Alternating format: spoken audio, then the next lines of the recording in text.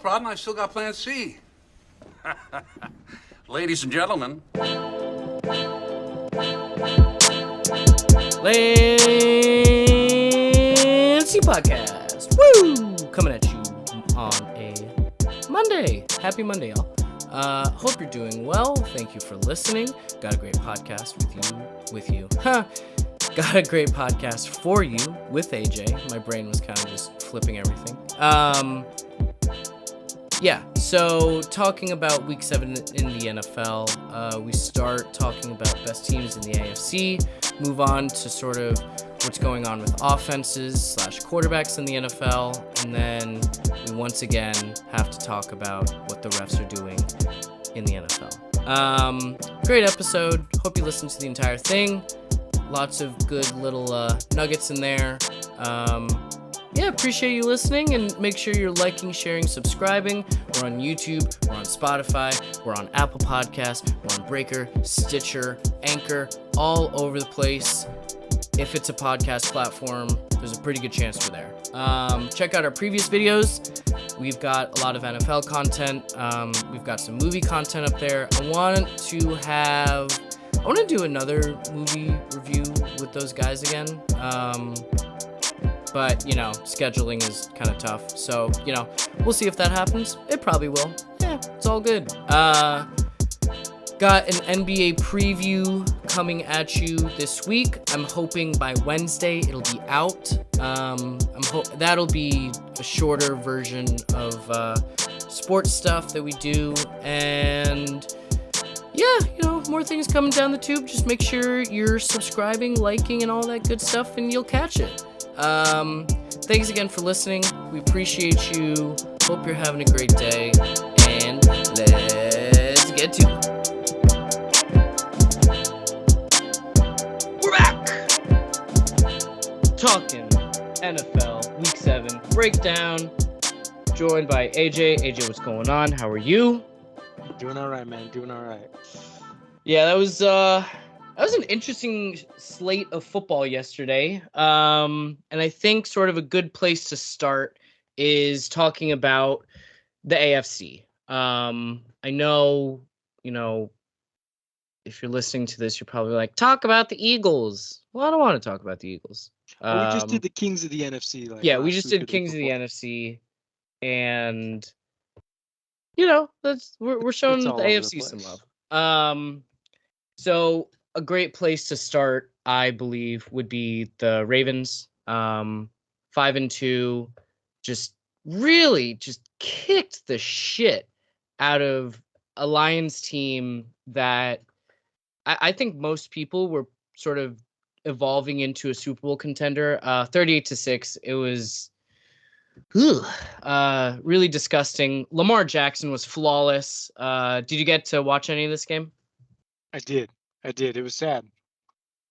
Like you said, yeah. Detroit has some aspiration there. I saw some power rankings where they were ranked number 1. Stephen A. Smith had him had them number 1. I mean, not that you should put too much into that, but that's just to say that, hey, the national media is starting to run with this team a little bit. Yeah, they definitely were. I mean, we kind of talked about it last week too. Trend kind of continues. A lot of teams that are getting a lot of hype one week kind of go in and shit the bed the next week. But 49ers, Bills, Dolphins, so on and so forth. Yep. It was a good game, man. It was like you said, the way that the Ravens are, well, at least the way that they won this game, it was surprising. Right, Lamar had 36 yards on the ground, got into the end zone there, but just the way he was dealing the ball with, I mean, he was under pressure. He threw I think I saw a stat where he threw over 200 yards while he was under pressure yesterday. That's crazy. Even good quarterbacks don't do that. Exactly, but and he wasn't even sacked yesterday. But I'm saying his supporting cast still isn't phenomenal. It's not amazing outside of Mark Andrews. I do think Zay Flowers is good. I think Zay Flowers. He's showing some promise. Yes, he had a decent game. A game yesterday, but Odell's not doing much. Rashad Bateman's still a disappointment. So the fact that Lamar was able to put up 357 yards, 3 touchdowns through the air, super impressive. So does this make you Where does this for the Ravens? Where does this have them in your eyes? Do you think they're the best team in the AFC? Do you think they are going to win their division? What are you feeling about them right now? They will, barring a comeback from the Bengals, they'll win the division. Mm. They'll win the North. The top of the AFC, though, I mean, it's kind of the reason why we want to talk about it. It's such a crapshoot. I have no real faith putting any team kind of, in any. I have no faith putting them anywhere. I still think the Chiefs. I mean, they're 6-1, right? They could technically still be the top of the AFC. They're a couple of iffy calls away from being, you know, being 4-3 instead of 6-1. But Yeah. fact of the matter, they have one loss, and that was opening night. Since opening night, they have not lost a game. So they got to be up there with, you know, with top of the AFC teams as well. Without a doubt. It's just interesting, I mean, the top teams in the AFC currently, they all got their question marks. You got the Chiefs, Dolphins, Ravens, Jags. Those are the top four teams. If Right, followed by top four division Steelers, leaders. Browns, and Bills. Yeah, they all got their questions, man. It's you know, I don't know. I don't trust any of those teams. I really don't. Personally, I find it very hard to not trust the Chiefs. I just No, I guess that's true. it I mean my sort of golden rule in betting for the past 5 years has been like just in under no circumstances do you bet against Patrick Mahomes. Like literally not one. And I don't regret it. And there's a reason I don't regret it because Reed and Mahomes and Kelsey, they fucking find a way. They find a way every time. And they're like, "Oh, yeah, Frank Clark, just, let's bring him in. And let's see if he'll have an impact doing nothing. Chris Jones, he sat out for a while, comes back. Now they're playing him at D end, and he looks fucking amazing. The secondary, it seems to. I feel like that's always the most scrutinized position group for the Chiefs. They look so solid. I know they're going. I mean, yesterday, like, I don't know. Every time I think maybe that, is this Chiefs thing kind of slowing down? They go off and they just have such a complete game like yesterday. I am so I mean, thoroughly. they did it without a rushing attack too. So like, technically it's not complete, but when they win the way they But you do, know they what I don't mean. need to You be. know what I But mean. no, yeah, Offense, defense, it's just working. yeah. And just moving on to a team that this offense, defense, I thought was truly incredible. Maybe before this week. The Dolphins, 5-2, 3-1 in conference, 1-1 in division.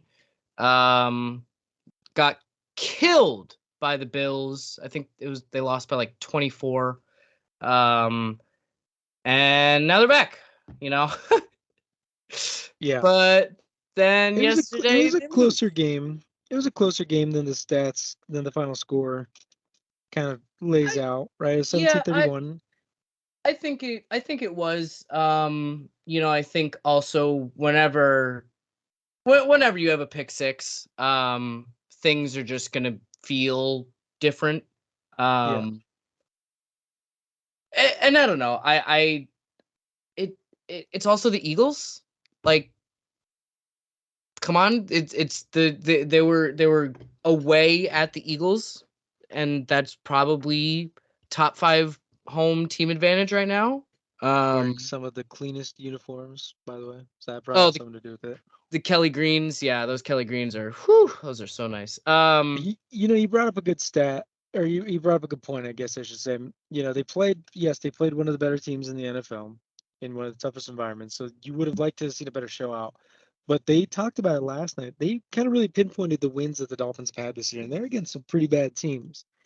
They beat the Chargers, Yeah. Patriots, Broncos, Giants, and Panthers. Those are All those teams are ass.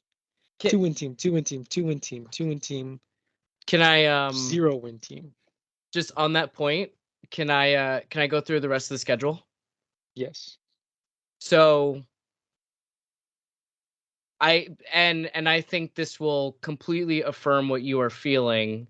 Coming weeks versus Patriots at Chiefs. So okay, hard Chiefs game, like that'll be tough. Um oh that's a London game actually. Or a Germany game. I didn't realize Germany. that. Okay, so that's going to be a weird game. But it was going to be an away game for them, so you're not going to Arrowhead now. Awesome.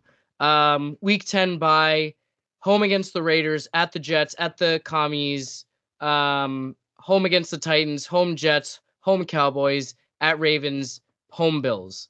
So they really don't have any, you know, of those kind of cold weather games that people like to shit on Tua for. And besides the Chiefs and at the Ravens, which, I mean, hey, Baltimore is sometimes cold during that time, but they get warm sometimes. They're streaky. They're streaky. And so I don't think we will have a good idea of how we feel about the Dolphins until they inevitably make the playoffs. You And are in sent the me another playoffs. alarming stat too, though. This Oh morning yeah, or yeah, yeah. last You night. can read that one. It's been 392 days since Tua has beaten a team with a winning record. Um, Damn, Yeah, that's not. There's no not great, bueno. not great, Bob. And if they lose against the Chiefs, that's gonna continue until maybe Christmas, depending on how you feel about the Jets. Because again, after the Chiefs, it's the Raiders, Jets, Commanders, Titans, Jets, Cowboys. And there's Shit, like, Aaron Rodgers might be back by that point. yeah, oh God, I can't believe he's not in a boot. Kevin Durant took so long to fucking heal from an Achilles tear, and he was younger. And we're not getting into it, but just all my rambling goes to just this team might only lose 3 games all season, and we still might have questions about them going into the playoffs. Yeah, so it's kind of a conundrum because you want to praise this team, but you're like, well, every time you guys run into something else, somebody better or the same, doesn't seem to go well. Yeah, they can't seem to really get that. I almost didn't even want to say it. That statement win, right? That's a team that put up 70 points this year. We're still kind of waiting for that, like that definitive win, I should say, which is weird.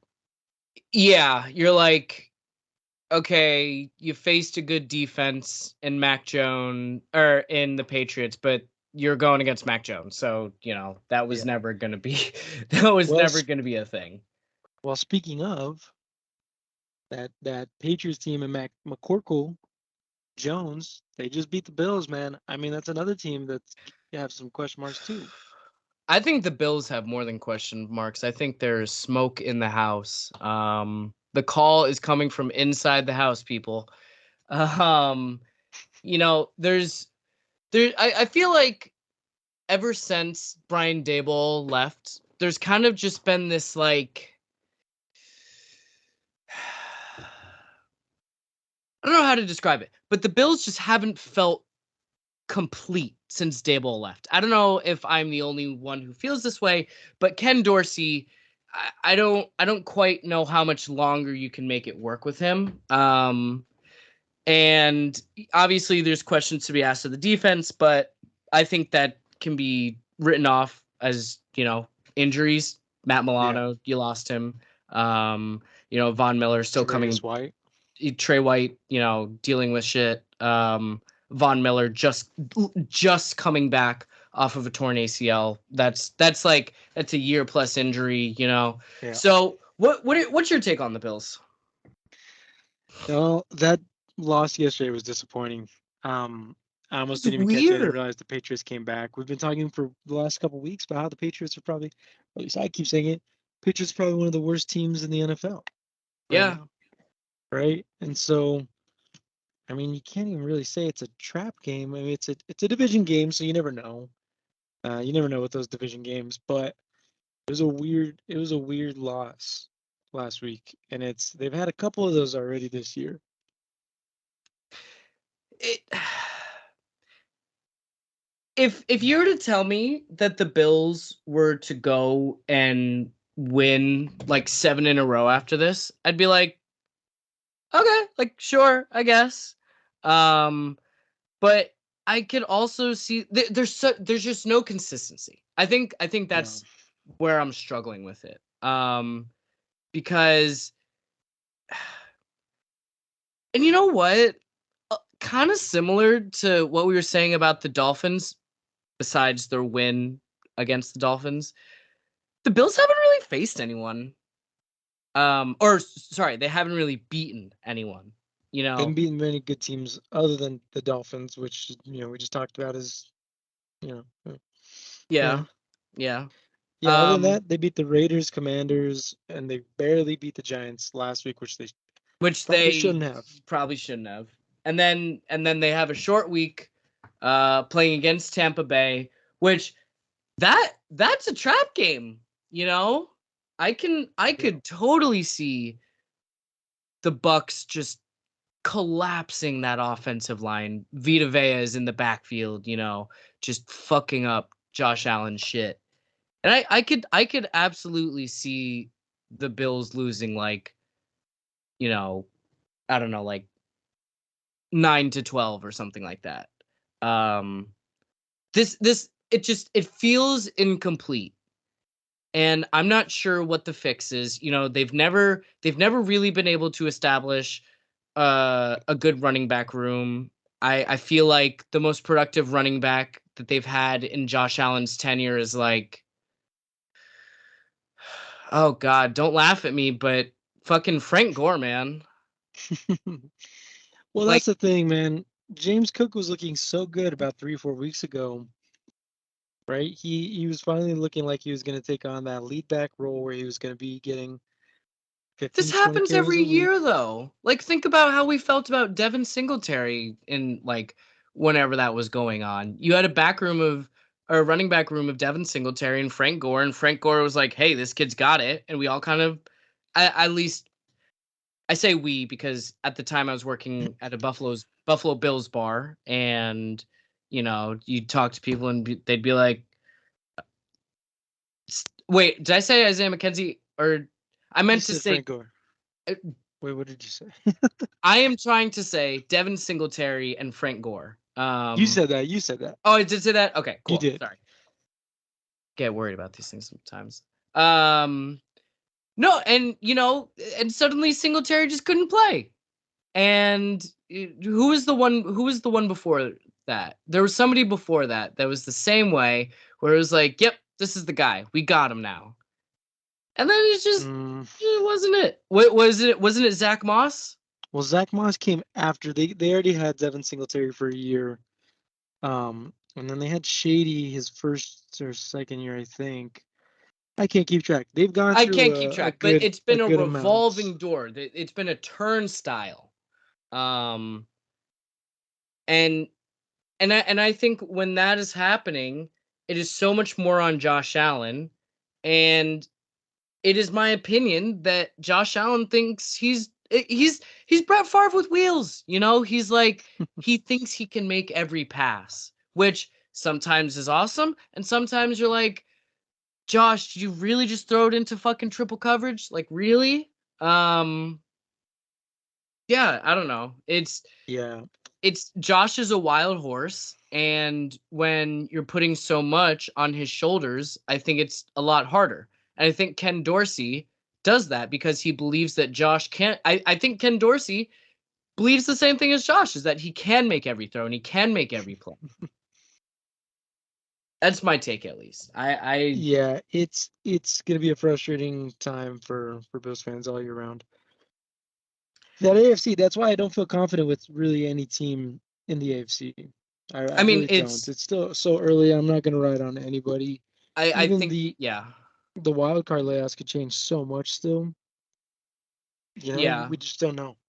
Yeah, I think for me it's like Chiefs won, and then it's not a steep drop off, but it's like I trust the Chiefs. I say that and they're going to lose next week, watch. But I trust the Chiefs. I don't trust anyone else in that conference like I do the Chiefs. The next group is probably like Ravens and Dolphins.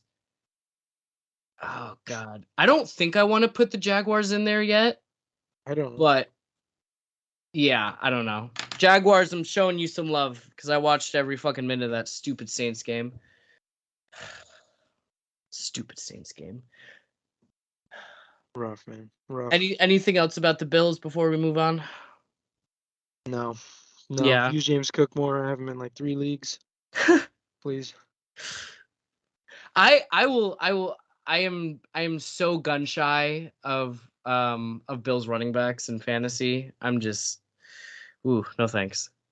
Moving on. So just talking about just my stupid Saints team. Just in general, it feels like quarterback play is down.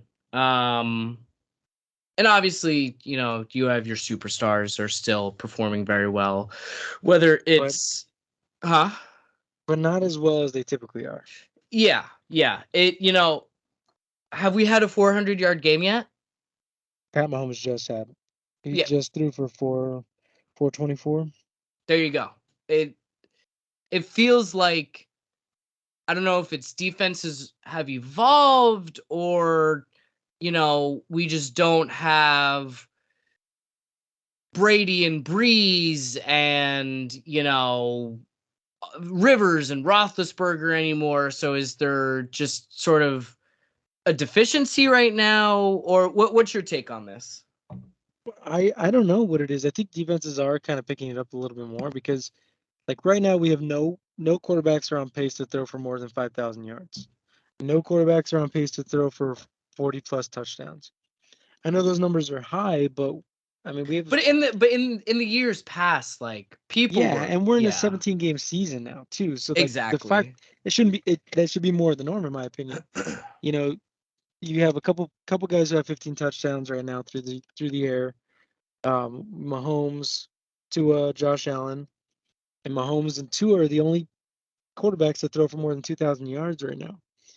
And so it's just you're not seeing the crazy numbers that we've seen in the past.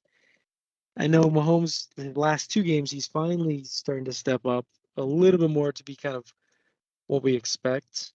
Right, like Taylor I said, he asked had nicely. 400. Yeah, he had 400 this week, 300 last week. He had 4 touchdowns this week, so it's a little more consistent. But I mean, all the other guys, it's just like we're not. Where's it at? What's going on? We cannot see. We're rarely seeing quarterbacks put together back to back super strong weeks like we would in the past.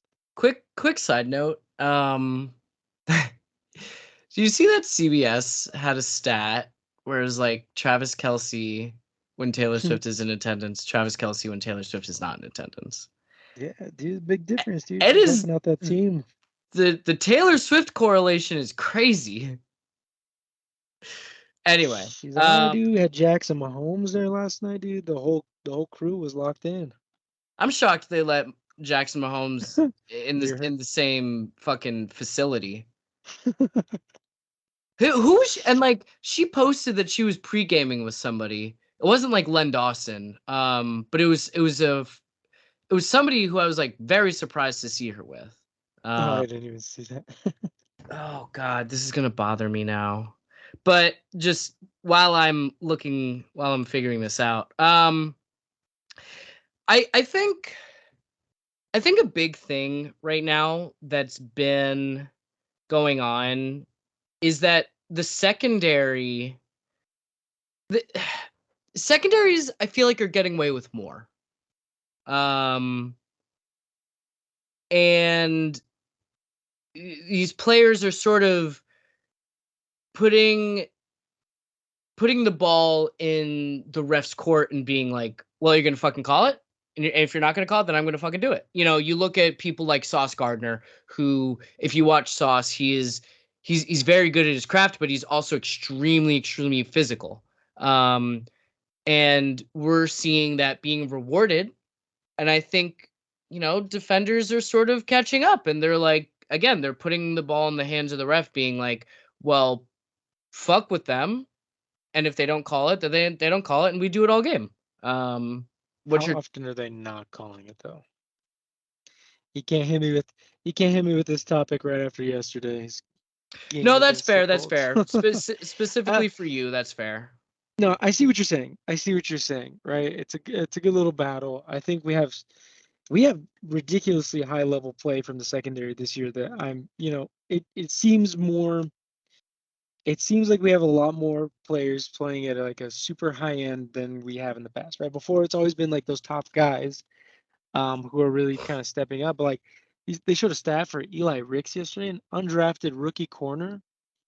He's playing phenomenal. Like they showed his stats. I saw his PFF stats. Top corner in the league right now based off that. As a guy who supports a team with a very good secondary, I completely concur. Like, I didn't know who the fuck exactly Isaac Yiadom was. Yeah. But like suddenly he came in and he had like insane fucking numbers, and he was with the Broncos last year. Like, okay. Yeah, Broncos fans love him. Side note, Taylor Swift was partying with Bernie Kosar at Travis Kelce's house. I would have never. You could have given me multiple chances to guess that with clues, and I would have never guessed that. I knew it was like legend NFL. Well, I mean, Bernie Kosar isn't like a legend, so to speak. I mean, he kind of. Anyway, neither here nor there. Yeah, but so, no, it's we're seeing a lot of high end play. You're right. Yeah, I really think so. And you're somebody who can attest to this. Like, people like Myles Garrett are playing out of their skulls right now. And it's really incredible to watch. Yeah, based off of yesterday, that was probably one of the most dominant games I've seen from an edge rusher probably ever, to be honest. I mean, he was just absolutely wrecking that entire game.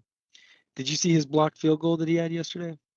I did. How he just ridiculous, dude, just jumped over, cleared the line, which everyone makes contact there, and and the flag is always called, and you're always pissed, and but no, this defensive end, this fucking freak, just jumps over. It's just, I've only seen one player do it before they started like changing the rules for it. After they changed the rules for it. And that was Marcus Davenport. And Marcus Davenport is like 6'7" and an athletic monster. And I know, yeah. So it's just insane shit. And Marcus Davenport didn't even block it. Yeah. He's a freak. We do have a lot of, I mean, edge rusher wise, right? Got a lot of sacks going around the NFL. Those numbers seem pretty high up. Maybe the defenses are playing better. They're finding ways to make a bigger impact on the games, where it's just we're not seeing as crazy numbers offensive wise that we typically are used to seeing. Well, it's weird because it's like you'd think, usually by now we've had more sort of like those high 30 games, those high 40 games. But we just like really haven't this year. And yeah, who knows why that is. I'll throw you a stat. The Colts are the only team in the NFL still to have scored 20 points in every single game this year. It's a great stat. That blew my mind, dude. One, because the Colts offense is like, Yeah. But two, it's like, is that true? Like, no teams are consistently 20 points ain't a ton. That's not that's three touchdowns. That's not. So the offensive output is just game. Way lower. It's just lower. On the sort of other side of that coin, I think I think the Saints, before this game at Jacksonville, I would have to look closely at the schedule. Oh no, wait, never mind. Yeah, I'm wrong. By the way, Saints only scored more than 20 twice this season. Sorry, more than 20 twice. Yeah, because 24, 20, and 34. Yeah, wow, that sucks. That's so depressing. Jesus. I mean, but your team's not alone though, man. It just seems like it's consistently happening across the league. Yeah, So yeah. it's interesting. It's crazy to see that with the sort of downplay of offenses overall, we are seeing sort of like quarterbacks that are perceived as lower end quarterbacks who are backups come in and win games. Um, whether it's whether it's PJ Walker, winning 2 games that the Browns probably should have lost. You have the 49ers game, which like just in a vacuum, 49ers defense against PJ Walker, you're like, bet the house. Bet the house, bet the dog, bet everything. And he's still coming in and getting it done. It's quite impressive to see Tyrod Taylor coming in, making the Giants offense like somewhat watchable, whether it's like those deep passes to Jalen Hyatt, or like quick little dink and dunks to Wan'Dale Robinson, Actually utilizing Darren Waller. Literally. And it's kind of just like whatever the freaking kid with the Bears. Just I mean, I know Tyson Bagent. I know it's not pronounced like that, but Bagent. on the Bill Simmons podcast last night they called him Teabag.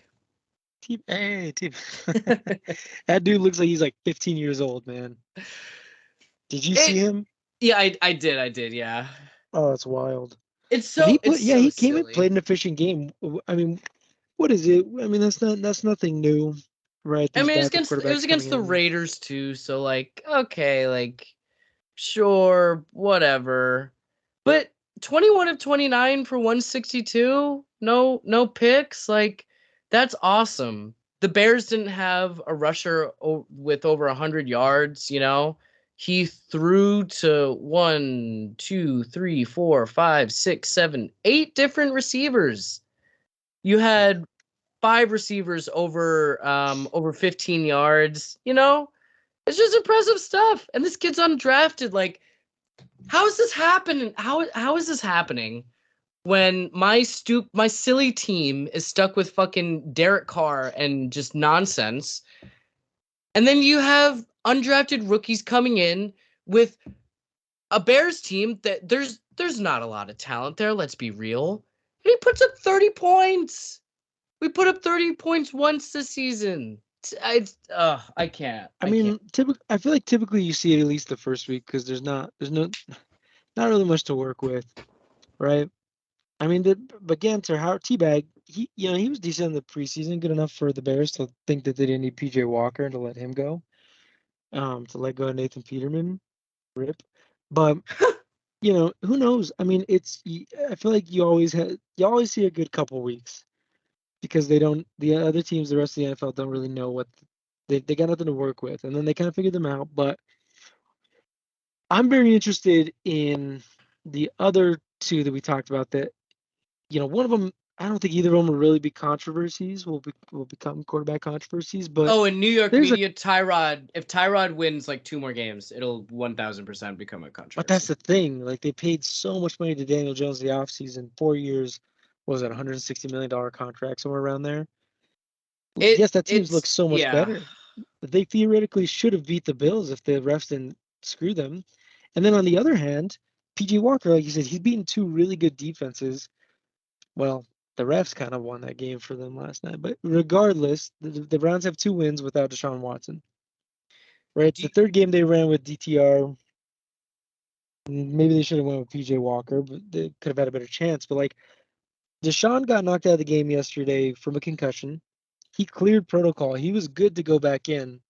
but they didn't put him back That in. hit, the head hit was rough. I was shocked he cleared concussion protocol. Like, he came Yeah, down, like, it was the type of thing where, like, you land on your back and your head is still in the air. yeah. Just the way it came down, I was like, oh, he It can't looked speak pretty. right now. Yeah, it looked pretty bad. But what else looked bad is Deshaun Watson before the concussion, dude. He Oh, my On God. that concussion play, he threw a pick. They overturned it. It was a horseshit call, in my opinion. It should have been an interception by Kenny Moore. He threw a really bad pick earlier in the game. Dude was 1 for 5. Like he looked horrible. He looked horrible. And again, he's another one of those super ridiculously high paid quarterbacks who's nothing's gonna happen. It's just it's unfortunate. So, just who are, like, the highest paid quarterbacks right now who, like, really suck? Um, I'd say Deshaun, Derek Carr, um, Daniel Jones. Daniel Jones. That's kind of it. Jimmy G. Yeah, but he's not paid. He's not being paid very highly. Oh, Russell Wilson. How could we forget? Kyler still might even be. Yeah, but Who he's coming knows? off an ACL injury, so I don't want to throw him in the mix. But the fact that there's like already, are they going to move on from him? Maybe get Caleb Williams if they do get that first overall pick. The fact that you're having conversations with somebody who's making that much money. Yeah, that's a fair point. And I was having this argument with my dad. Yes, Jimmy G's making 24 million a year. That's not a ton. That's a shit ton of money. That's not a bunch for a quarterback, but These days, it's not a that's lot a for a lot of money quarterback. though, dude. For 3 years, they signed him to a 3 year. I Yeah. think they could get out of it, but I think that's pretty bad. I think Dak could be considered up there as Oh, well. Dak. I think Dak after the 49ers game, Dak has to be in there. We'll see how he rebounds. But Remember yeah, when there's Dak was there's a like, "I'm not going to throw a lot of interceptions this year"? Ha. I mean, he's been right though, has he not? How many picks has he thrown? I Uh, think he's been okay. I think he's been not bad. uh, he is 4 this year. Yeah, well, I guess we are. That is once every other game, pretty much. Okay, Well, so he only maybe has six I'll touchdowns. be I'll be nicer to Dak. I'll be nicer. You're making a lot of money, but I won't say you're the same as Derek Carr, buddy. Yeah. Um, Eesh. before um before we move on, do you do you want to talk about it? I don't want to go too much on a tangent. But yesterday was outside of the Colts Browns game, right? There was another. I don't want to make it a weekly segment or a weekly thing, right? Where we talk about the refs Poo influencing poo on the games. refs. But man, it's frustratingly becoming so bad. Those two calls to end the Colts Browns game were probably two of the worst calls I've ever seen. You know, I see a lot of people saying, well, Gardner had 4 turnovers again, or he had a fumble in the end zone. This, that. It shouldn't have gone to that. It shouldn't have come down to it comes down to more than those two penalties. And while I agree, it's so deflating to have your team lose that way. Right. So for those who maybe didn't catch it, I doubt that because this was number one trending for a good while yesterday. Um, the Colts caused a fumble on PJ Walker. PJ Walker fumbled the ball. EJ Speed knocked it out. We recovered. DeForest Buckner recovered the ball. There was less than a minute left. Colts would have won the game. Okay, they were up by 2 points. Or they were up 38-33. They're up by 5 points. They call a illegal contact on Daryl Baker. So nullified the turnover, right? Nullified the fumble. They showed it. First of all, Amari Cooper bumps into Daryl Baker. He he he runs into him. he runs into him, stiff arms him, like he initiated the contact. That was bullshit. I think that shouldn't have been called, obviously. So that alone pissed me off. But then on the very next play, they get the ball within the 5 yard line. Then on the very next play, they call one of the worst defensive pass interferences I've ever seen in my entire life. Yeah, it was Once pretty again, they bad. called on Daryl Baker. That ball was airmailed. There's no shot in hell. Victor Wembanyama would not have caught that fucking ball. Okay, that ball was Yao Ming is standing on the shoulders of Victor Wembanyama. Maybe. But that thing maybe. was going to the first row. Yeah, that ball was airmailed. There was no chance in hell that ball was catchable. They call it again. They give him the ball on the 1 yard line. Obviously, the Browns score to win. And even on the touchdown score, Zaire Franklin was being like literally chokehold pulled back from his ends or whatever. Two of the worst calls I've probably ever seen, dude. I was so frustrated. I've not been that frustrated in such a long time I, about a game because I just complain about it. We complain about it. We just talked about it last week. Like I feel like the yeah. Giants just got screwed out of a defensive pass interference, a no call. It's just uh, There's just no you, consistency. There's no, no and consistency. you just cannot be having the refs play this much of a factor into the end of the games. Yeah. Right. I made a comment to my dad. I was like, has a team ever petitioned like a win or a loss because of the calls? And he's Hell like, yeah, well, they have.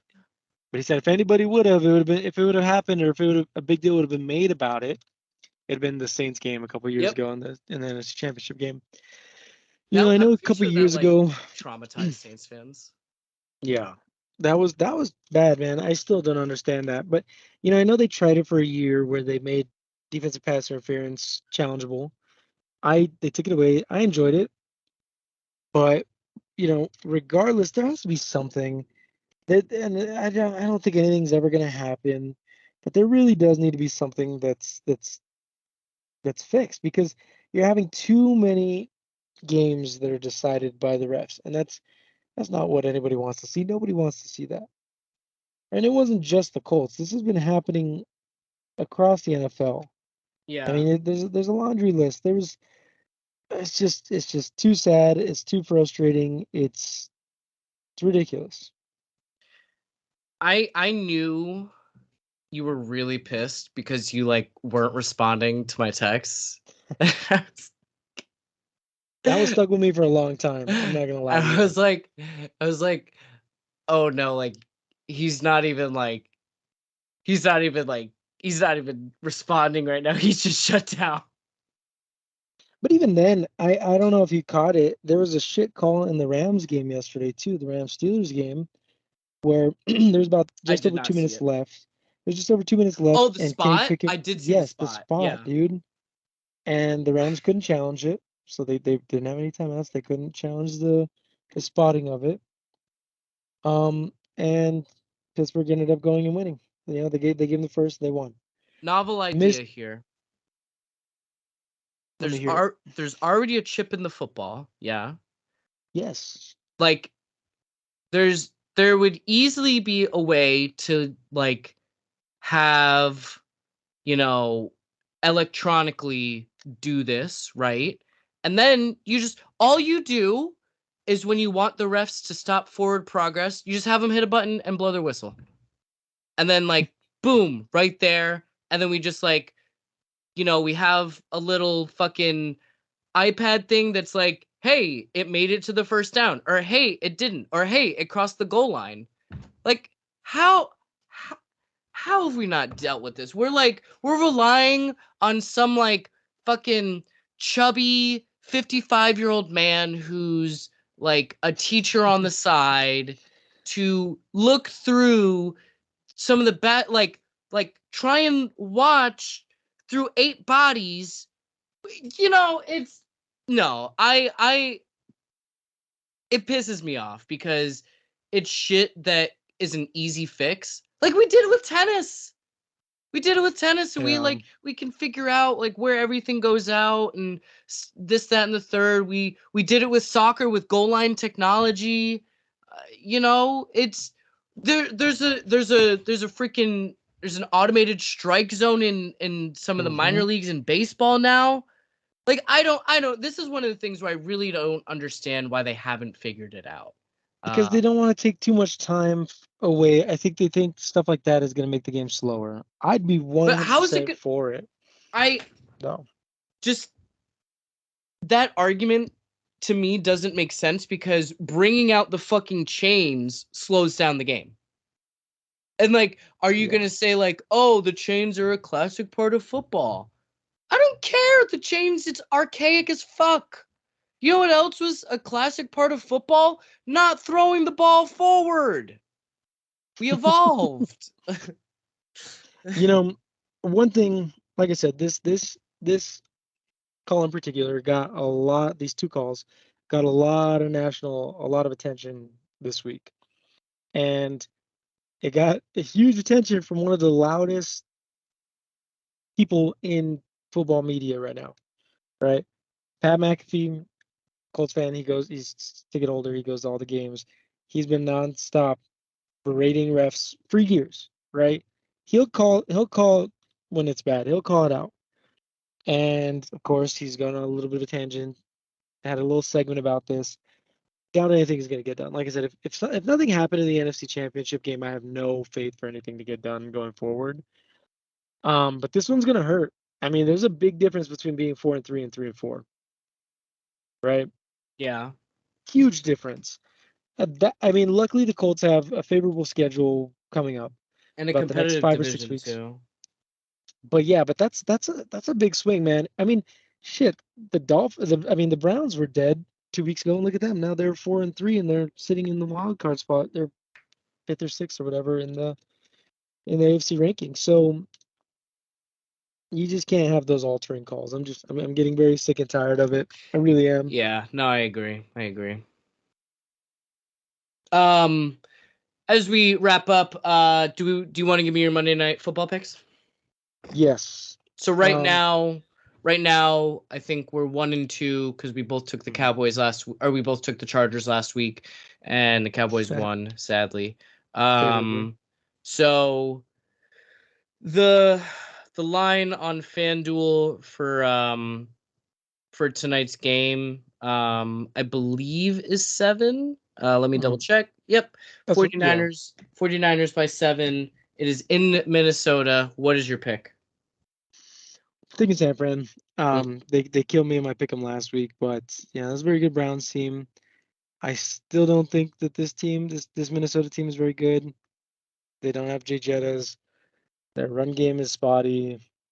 I see the 49ers getting back. They need a favorable win after last week's loss. They'll bounce back. Cover. Yep, not to be that guy, but I am also going with the Niners. If this line was like 10 points, maybe I'd take the Vikings, but I'd have you telling me that the Vikings are gonna lose by less than a fucking touchdown to this team? Okay, sure. We also, AJ had a great idea. We're gonna do little parlay picks. So AJ, what is your parlay pick for tonight?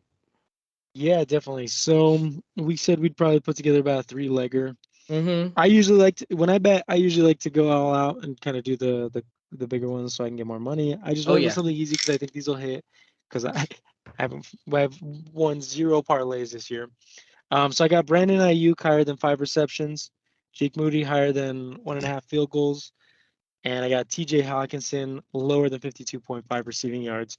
Brandon Ayuk, Christian McCaffrey's in, Debo's good to go, but Ayuk, I mean, he's one of the best number 2 wide receivers in the NFL, probably maybe number 1. 5 receptions, I think he'll get that. Hawkinson, I think will get locked down by the San Francisco defense, especially those 2 linebackers, Greenlaw and Fred Warner. The one that's giving me a little bit of pause is Jake Moody at 1.5 field goals. He typically doesn't hit a lot of field goals because he doesn't really need to, right? They score a lot of touchdowns. So efficient, versus field goals. But I mean, he lost him the game last week, right? He missed that game-winning field goal against Cleveland. He's a high-drafted rookie. I think he'll bounce back. He'll have a nice game. I don't know why anyone drafts kickers. What are the odds on that? You know what? I actually don't know. Oh, I closed it. I'll loop back around. Oh, good. My parlay, I'm going a little bit conservative just in terms of just things that I think will go together. 49ers money line, just easy. I think 49ers will fucking blow them off the ball. McCaffrey touchdown. The McCaffrey touchdown anytime scorer has been a staple for, I don't know, I think it's been the last like 14 weeks it's hit. He's got some sort of like insane touchdown streak. I don't remember if he scored a touchdown last week.